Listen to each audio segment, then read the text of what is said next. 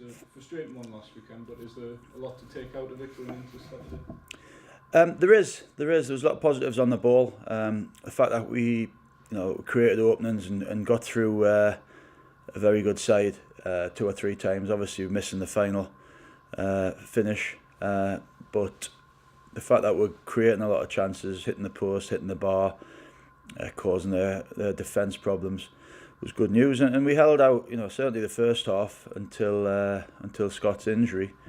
We were holding out quite well. We weren't getting sort of pulled apart too much.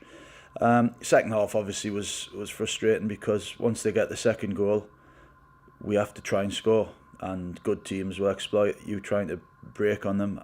We end up with sort of 4 or 5, virtually 5 strikers on the pitch, and it's going to be tough to defend that. The scoreline hurts a little bit, but there's lots to take out the performance. I said to the boys, you won't come across many Luton towns in our league, so yeah, just looking forward to Saturday now. Looking forward to carrying on the decent form with the ball in the league. Yeah, you still haven't put in a sort of complete home performance so far. Why do you think that is? I think we've done well against Dover, and I think we had spells against Tranmere. But I think you're right. We haven't dominated a game from start to finish at home yet.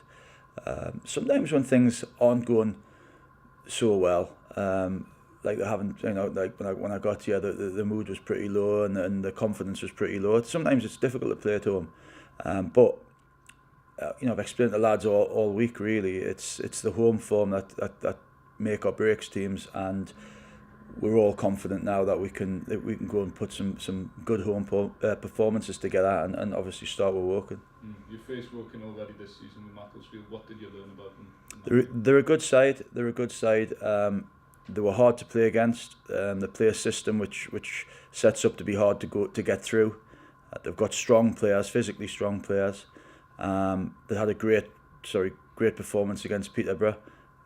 We watched that game. So they'll be a tough opponent. They've got a cup game. They've got the cup replay coming up. But if they're anything like us, which I suppose they will be, their focus will still be on the league. It's just 1 win in 7 in the league for them. Obviously, the cup has lifted the spirits, I'm assuming. But does that have any bearing going into the game? I think more than ever in this league, I think form can be misleading. I think there's so many ups and downs in this league. You can just tell by the amount of times the lead has changed at the top of the league how inconsistent it can be, and the teams with consistency, like Lincoln last year, are the teams that tend to do well. So we're focused on putting a consistent December together now. Positive this week, Scott Barrow's a lot better than first feared. He's recovering now in Wales.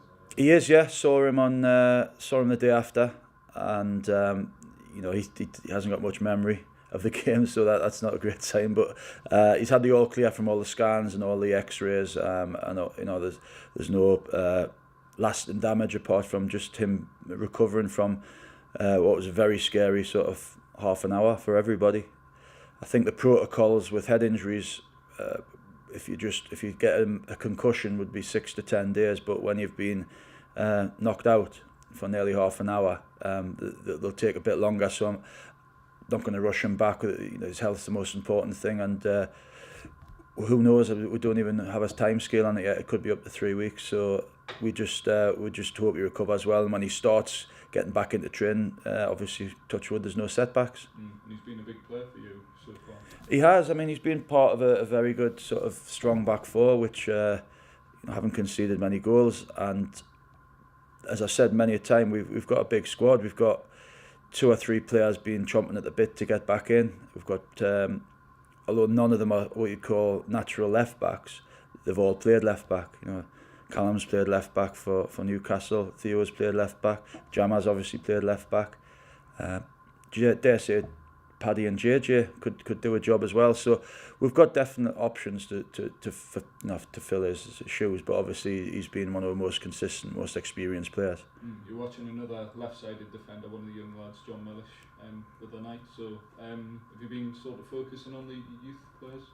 Watching them? Yeah, the point of getting them out was to up their education, if you like, and play at a better standard and face stiffer opposition and see how they did. And they've all done well. I went to go and watch Dan Burns and Greeny the other night for Blythe, play against Bedlington, where they won and done well. And then I watched John last night, who scored a goal and scored the winning penalty.